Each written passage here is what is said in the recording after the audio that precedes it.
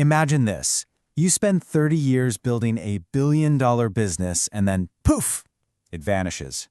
In just a matter of weeks. That's not a hypothetical, it's exactly what happened to the American wine industry in Canada. Today, we're going to break down how a perfect storm of politics, national pride, and provincial power managed to completely erase America's single most important wine market. So, just how bad was it? To really wrap your head around how total this collapse was, you've got to look at the numbers, and they are staggering. 94%. Yeah, let that sink in for a second. That is the insane drop in U.S. wine exports to Canada in one single month. It wasn't a decline, it was a near-total wipeout. And let's be really clear about the stakes here. Canada wasn't just another customer. It was America's #1 most important export market for wine. We're talking about a third of all U.S. wine exports, a business worth well over $1 billion every single year.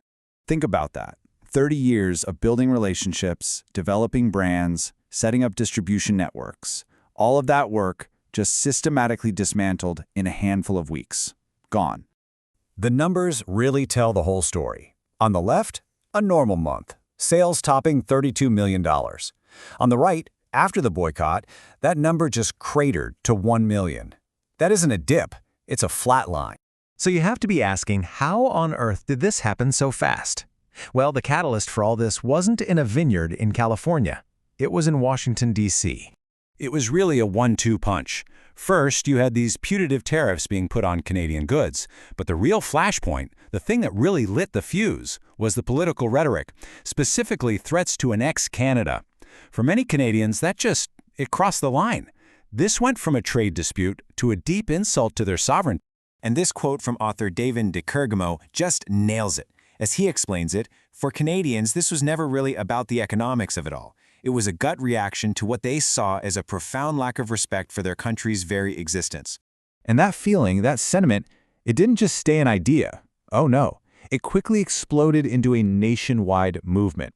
And what's so fascinating is that the boycott didn't come from the top down. It spread from the provinces out. You see, Canada's powerful provincial liquor boards, the groups that control all alcohol sales, they took matters into their own hands. It kicked off with Ontario, which happens to be the single biggest wine buyer in the world. They just pulled all U.S. products. Quebec immediately followed suit, then British Columbia, and within weeks it was a domino effect that swept right across the entire country. And the real-world consequences? They were immediate, and they were absolutely devastating. You had people like Harris Davidson, an importer based in Toronto, forced to lay off his staff and downsize. He had millions of dollars of inventory just stuck in warehouses. All paid for, but now completely unsellable. Now, to be clear, this boycott hit an American wine industry that was already in some serious trouble. This wasn't just a sudden storm out of a clear blue sky. It was more like a knockout blow to an industry that was already on the ropes. At home, wineries were battling all sorts of things. Fewer people were drinking wine, there was crazy competition from hard seltzers, and of course, crippling inflation. On top of all that, other trade disputes had jacked up the cost of essentials like glass bottles from China and oak barrels from Europe. The industry was already shrinking, which made it uniquely vulnerable when its biggest export market just vanished. So, American wine is suddenly gone from Canadian shelves. That creates a massive vacuum, right?